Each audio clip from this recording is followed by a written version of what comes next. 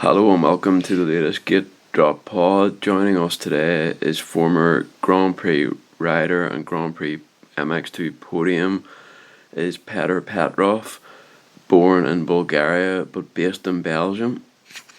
Just starting at the end of the 2021 season, obviously you've been in the MXGP paddock since you were 16.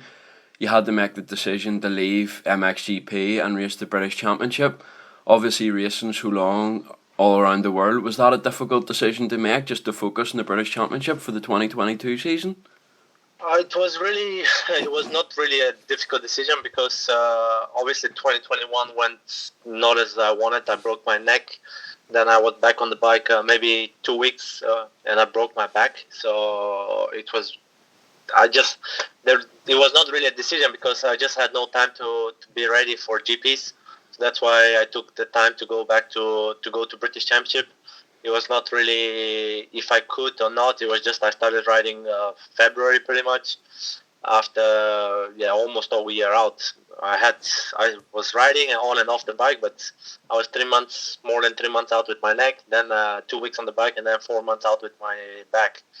So it was just I had no time to prepare and to be ready for GP. That's why even if I had some offers to stay GP, but it was just didn't make sense for me. I was never going to be ready. I was never going to be fast. I was never going to be healthy, pretty much, because it pretty much took me all 2022 to get healthy. It was tough, but I was happy with the British Championship. It got me. I was on the verge of quitting, so I was happy that the British Championship got me a little bit excited again, and I was happy being back racing. Yeah, and just on the British Championship, you had a brief experience, let's say, previously with Roger McGee's KTM UK team, but obviously you only ended up doing a few rounds in the MX2 class. For 2022, you were with the Apico Phoenix Tools Kawasaki team and the MX1 class.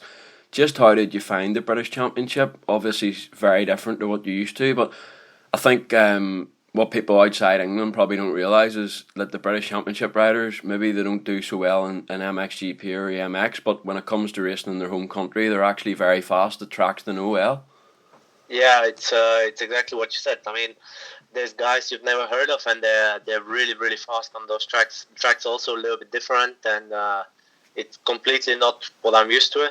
So it was a bit the bike setup and everything. It's a little bit different. So it took me a little bit of time to get used to it, but I did enjoy it, and the level is high. You have in MX1 you had 8.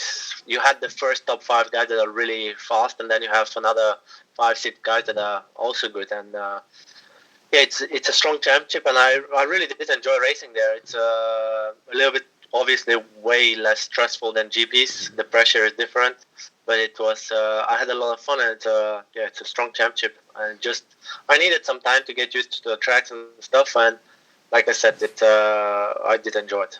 Yeah, and looking ahead to 2023, can you tell me a little bit about what your plans are going to be for this year? Well, my plans are a little bit strange, let's say this way. It's thankfully I have some support from Yamaha and some sponsors, and I've decided to do by myself to be full privateer for now, and it's kind of. It didn't make sense for me to sign somewhere that I will not be happy and won't do what I think I should and not get the results that I think I can get. So I decided to try and do this, go by myself, and hopefully gives me a shot. You never know what happens, and during the season, maybe opportunity come. I will be hopefully ready and be gonna work hard and hopefully get back to speed and fit and everything proper. And then I plan to race the Dutch Championship in the beginning of the season. Then maybe some British races, some international races, maybe some GPs. But my goal is to be ready if opportunity comes, and hopefully it does. Okay, and see what happens. That sounds quite good. Can you tell me a little bit more? Obviously, it's early days, but tell me a little bit more about your setup. Is it going to be like, something like what Tana Leoc and Kevin Strivas and Joel Roland's done in the past in terms of the structure, or will you have a good support from Yamaha? It's it's a bit of a, I think, a little bit more or less like what they were doing, like Simpson and all these guys, something similar. But I have some support from Yamaha Bulgaria, thankfully, and some good sponsors like HGS and some others that will support me. But like I said, my goal is to be ready if opportunity, and hopefully it does come during the season, and see what happens. Most importantly for me is that my back and neck recovered, and I had now pretty much 1 full year since the injuries, and I can train proper and ride proper and just be physically more ready than I was last year, and go from there, and we see what happens. And obviously during your GP days, I would say your best days were probably with CLS Kawasaki, but aside from that, probably with the Kimiya Yamaha team in your MX2 days. So you must be looking forward to getting back on a Yamaha, even though it's a 450 this time. And have you done any laps in Yamaha or anything like that yet, or are you still waiting to prepare for the season ahead? Obviously I had really good MX2 career with Yamaha, and previously with and after with Kawi. So I felt like actually I had some bad injuries at the end of my MX2 career, and then also with Asumoto in 2018, and I felt like I was coming back. Like 2020 I had a decent year with KTM, but then obviously 2021 I got injured. So I'm looking forward to getting back on Yamaha. It's a really good bike, already stock.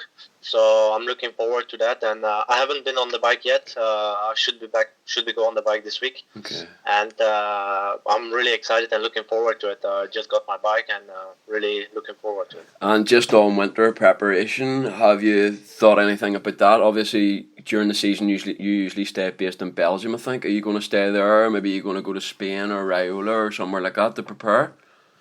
Obviously I live in Belgium, so at the moment I'm in Belgium, but the weather is quite bad here at the moment. Obviously it's winter, so I plan to do a few practice here, and then we'll see. Then probably go to Spain, France, or Italy, depending on the weather, and we'll see how that goes.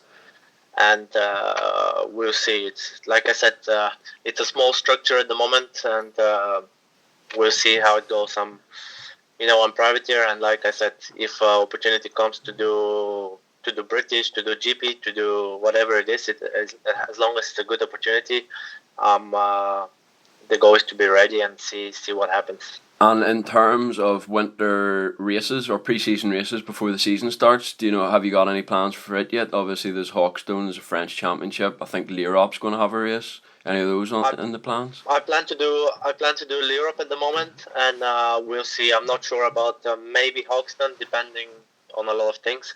It comes quite soon, so we'll have to see about that one. But I plan to do L'Europe, that's for sure, and then we'll see. And I always look forward to do La Capelle, but obviously this year there is no La Capelle, so we'll have to look at it and see what's possible and what not.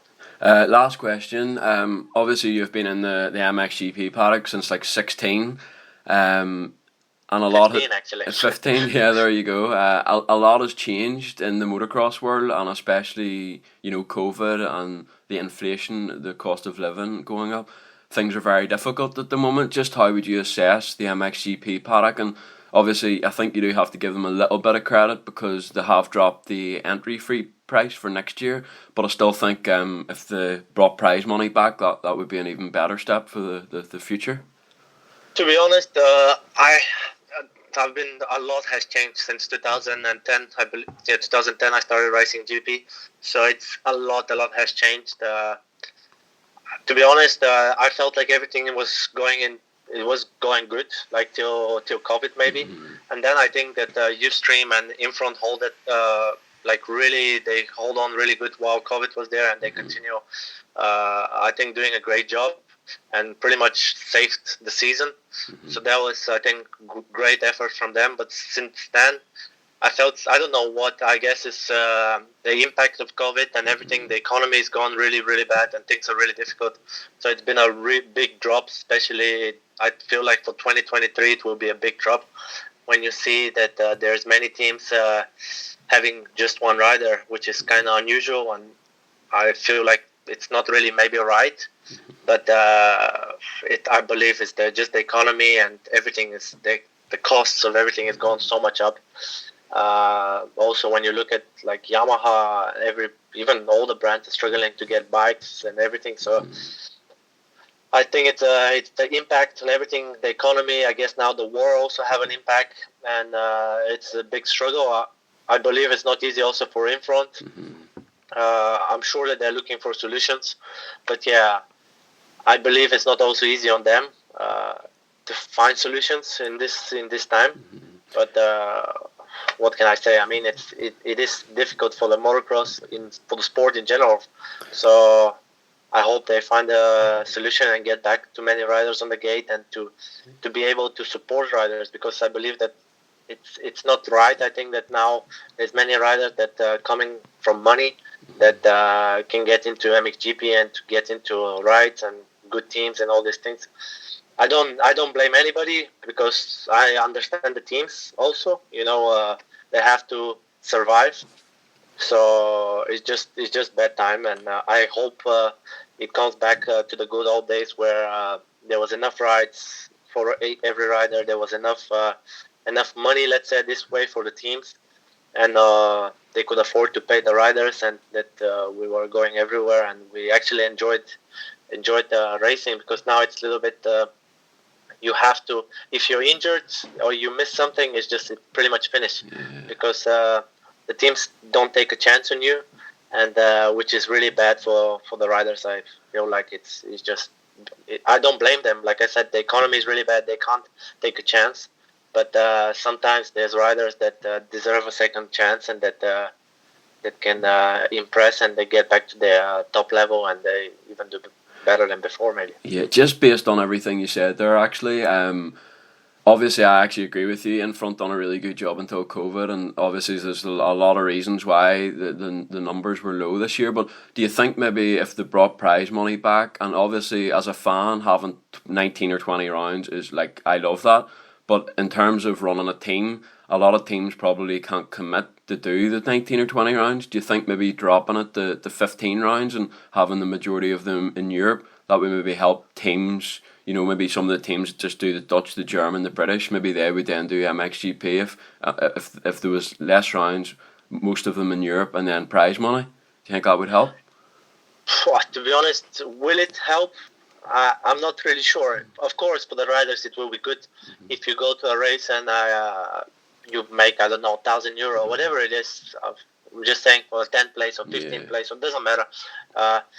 It will help for sure, but I don't see that it will help that much the teams in general. I mean, because here we're talking about a couple of €1,000 a weekend, and we're talking about.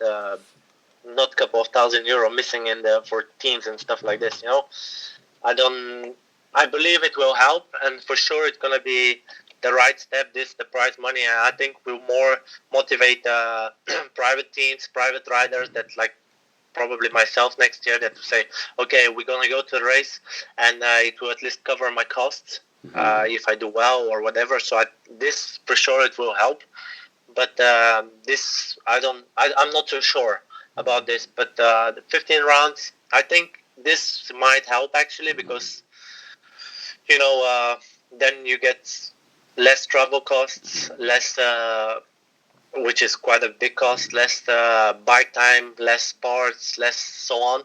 So I think maybe I don't know, I guess they know more than me what should be done. It's just what I'm thinking. It might be something to look at. I personally don't agree with the 23-year-old rule on MX2. This, I think it's I don't know. Personally I don't agree on it, because there's guys that they had amazing MX2 careers and they never achieved good results, or what they could have achieved in MXGP. It's just there's guys that are built for MX2 bike and they're not built for the 450. So this is more my personal thing, because there is riders that, for example, 15th place in MXGP, and they might be top 5 in MX2. And I feel like it's stopping riders from making a living out of it. And also, I think it's filling the MXGP class, but it's emptying the top guys in MX2. So that's my personal opinion, but yeah, like I said, I have not really a saying in it. Well, that's great, Petar. Thank you very much for your time, and